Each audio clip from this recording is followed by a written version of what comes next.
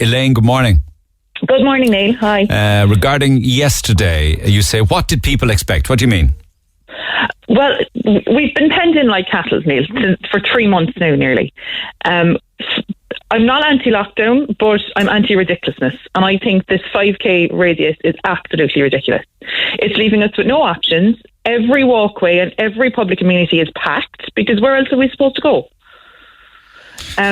I live in Blackpool, so the marina and the lock are actually within my 5K, and I do walk around them. You're right. I do walk around them regularly, but I just think if I arrive at a place and I don't feel comfortable, or I don't feel safe, or I feel it's crowded, I get back in the car and I go home, or I go somewhere else.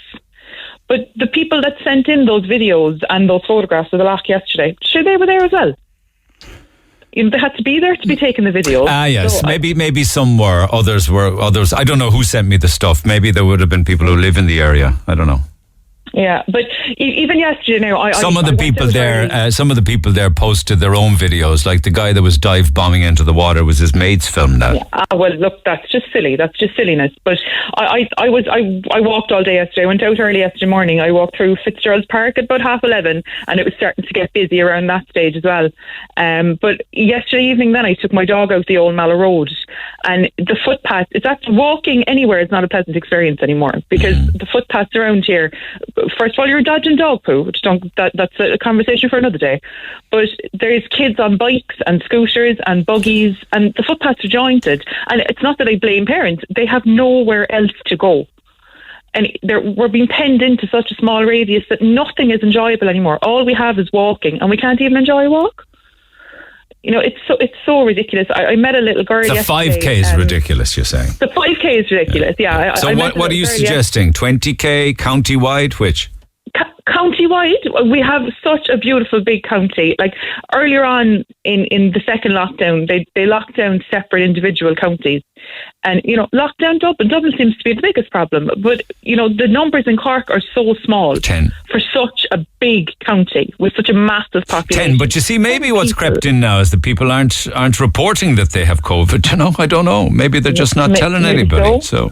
But I think the saddest thing I saw yesterday was a little girl cycling up and down the footpath near my house on a little pink bike. It was her birthday.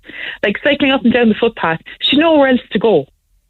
You know, within her 5K, obviously they mightn't have had a car or whatever, but, you know, it's so unfair on children and on families, but it's unfair on all of us. I just think at this stage, the 5K is just a ridiculous route. Because if you look at, say, I'm looking at the COVID tracker now, which is always a few days behind. The last stat you get for it is the 15th, and this is now the 18th, right? So you are right about Dublin, 156 daily cases, but then every other county in Ireland, like Leitrim, 1. The other day I came across one county in Ireland that had 0 COVID cases reported on a day.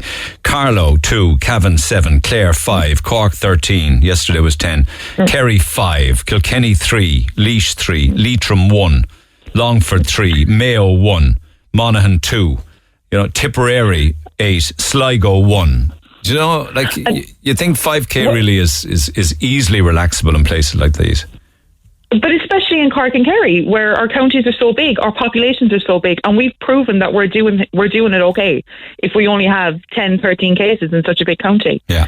I feel so sorry for families, especially, as I said. But yesterday, okay, things might have got a bit out of hand in the lock yesterday, but what did people expect? The sun is shining. We've been penned in for 3 months in this 5K, and it's ongoing for a year. We don't seem to see any light at the end of the tunnel. They keep contradicting themselves above the dial. I just think at this stage now we need to start living our lives. Well, I think there are many people, including the younger generation, who feel that politicians have let them down again. They were given they'd be judged on 3 things. How many people died? Yeah. When is this going to end, and how quickly will I get vaccinated? Yeah, and for my age group, I checked the online tracker, and for my age group, I'm looking at between October and February next year before I even get my first dose. You know, and that's everybody in my age group. I think that's probably out of date information now. One would hope that it would be. The whole idea is to have 70%. You're probably in the other 30%. 70% of Irish people given the first jab by June. Yeah, I really don't see that happening. I mean, every week there's something else. There's, AstraZeneca now has after been banned for a while. I think they have let us down. I think it'll be the cross that Fianna Fáil or die on really at this stage. But I just think yesterday was such an example of how fed up people are. Good point. But I understand people are unsafe. People mightn't feel comfortable. Go home. If you don't feel comfortable, go somewhere else and just leave everybody else get on with their lives. Thanks for that. Thank you, Elaine. Thanks for that.